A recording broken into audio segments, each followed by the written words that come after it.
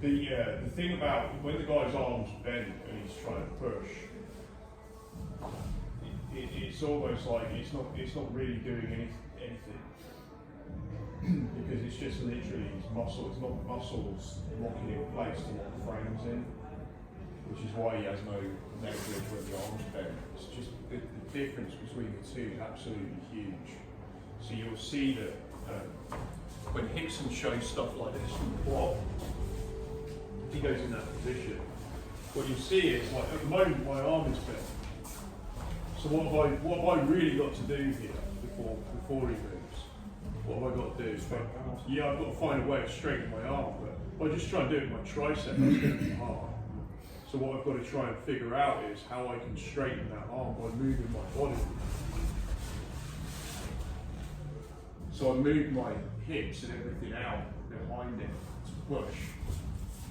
And it's only really when I get my body, I'll look where I landed as well. So it's like a mirror. It's just a mirror. So I'm here, I need to move, so I'm moving my legs out into a pyramid. I'm basically forming the same shape, trying to form the exact same shape he's doing to me. Yeah. But all the time that arm isn't straight as I'm moving, he really just needs to take his head at the skinny X angle. So he needs to just take his weight straight. And all of that does not kill. But I want you to think about your head still went a bit off. I want you to think as much as possible about trying to put your ear, kind of like, it's almost like you want to be touching ears, but you want to be higher. So it's like, yes. And that's the worst. Now I can't push him at all. So go back. So what needs to happen here is, see, if I've got my arm locked out, the first thing he needs to do is to connect all of his body. This is what this pulling here, throwing his hips forward and taking his head back. Don't do anything else. Just fill the space first. So now what happens is when the arm is starting to bend, but like everything he does now, he's completely connected. So every movement he makes forwards now with his head and so on connects to my arm. Go back. If my arm is locked out and he just doesn't fill the space and he tries to throw himself, so just throw. This is where you're having problems. And now I can start like fighting and it becomes a scrap. So you have to fill the space first to connect so that every movement you make now is going through my arm. Everything's getting, your whole of your body. Because if you try to move just connected at that top bit, or with a little bit of it, you're only going to transmit the energy through that bit, rather than through the whole thing getting driven. Of course, this bit up here is the most important because it's the end of the lever arm, it's where the leverage is.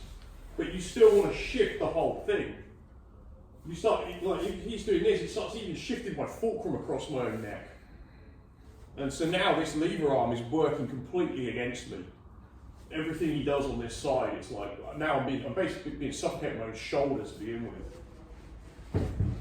Does that make sense? So you need to connect first and fill the space up, so then the energy transmission can occur, and the head goes in the skinny X.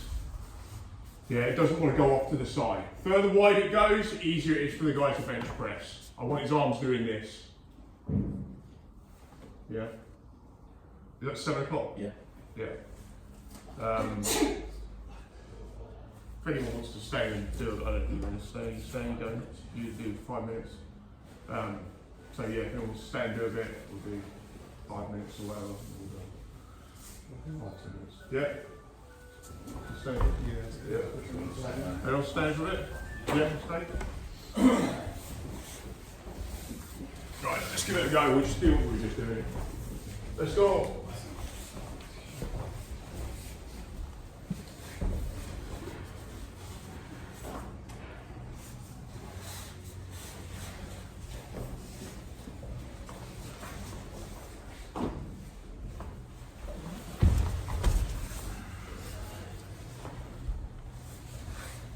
Spain.